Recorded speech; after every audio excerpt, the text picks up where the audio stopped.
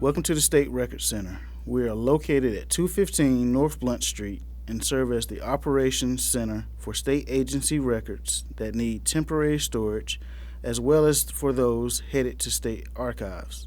In order to store records at the State Record Center, you need 4 things: a cubic foot box, a strip of paper tape, a pre-printed label that identifies the record series, and a records preparation form. You can place an order for these items by calling us at 919-814-6920. In order to get your labels, you will need to know the item number of the records you want to send to us. You can find this information by looking in the appendix of the functional schedule for North Carolina state agencies, or by consulting the transfer agreement that was sent to the Chief Records Officer of your agency. There is a top and a bottom to our boxes. When you unfold the box, look for the printed mark and turn that end of the box up. First, fold down the 2 short flaps on the ends, and then fold down the 2 long flaps so they meet in the middle. Either using a sponge or a spray bottle, moisten the paper tape and attach it to the box, stretching from the handle on one side all the way to the handle on the other side. If you've done this correctly, you will still be able to see the printed mark on the bottom of the box, and the handles on the sides will have a flap that protects your hands when you lift the box. There is also a front to our boxes. Look for the glued seam that runs from the top to the bottom of the box, and place that seam at the back of the box. Finally, affix the pre-printed label on the front of the box below the handle, which means it will cover part of the tape.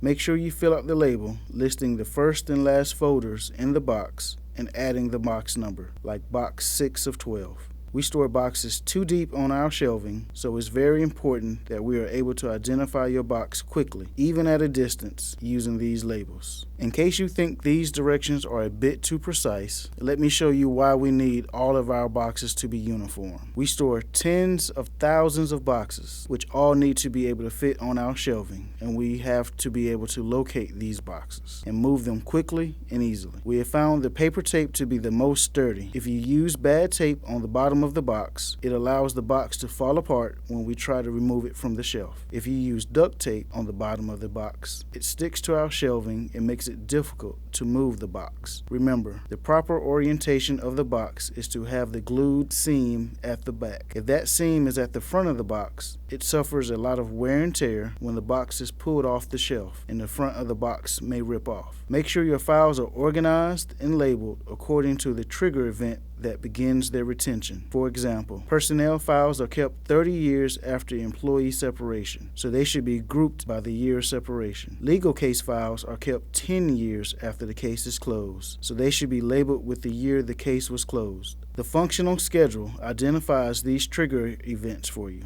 and you can talk with the records analyst for your agency if you are unsure. If your files are in letter-sized folders, it makes sense to begin at the front of the box and fill in the boxes from there. If your files are in legal-sized folders, you can decide whether you put them in the box from the left or from the right. But most importantly, be consistent and make sure your files are all facing the same way in all of your boxes. And if your file folders are relatively small and similarly sized, you may find it quicker to load the box by placing it on the front end and then stacking the folders inside, facing down. This keeps you from having to hold one hand on the folders to make them stand up while you're adding more folders. Please don't include hanging file folders in the box because they have a tendency to destroy the box. Leave a little space in the back of the box so that it's possible to pull a file out of the box. But don't send boxes that aren't at least half full because they'll collapse if another box is placed on top. Create a box list or inventory that lists the contents of each box. You can either place a list in each box, or you can create one list for the entire transfer and place it in the first box. You should also keep a copy of this inventory in case you need to request a return of some of the records at some point in the future. Once your box is full and the inventory is in place, fold down the flaps on the top of the box and tuck in the corners. Please do not put tape on the top of the box because this will make it more difficult to fulfill file requests. Once you have your records box, give us a call at 919-814-6920 to make an appointment. We can schedule a time to come pick up your records if your office is located in Raleigh, or we can schedule a time for you to deliver them to one of our facilities.